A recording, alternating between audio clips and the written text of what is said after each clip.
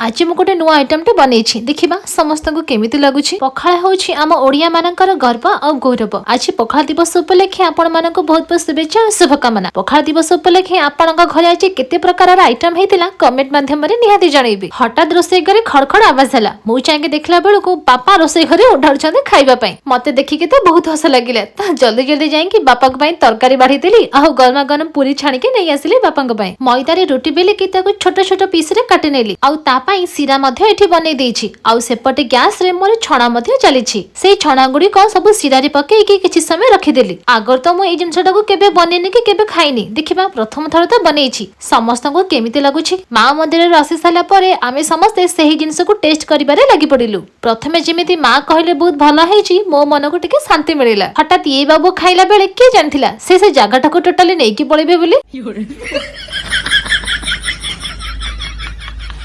किछि नुआ बनिथिबा जिंस जदि समस्त को भल लागे ताहाले निजको भी बहुत खुशी लागे। आउ किछि नुआ नुआ जिंस बनेबा पई इच्छा मध्य हेइथाय।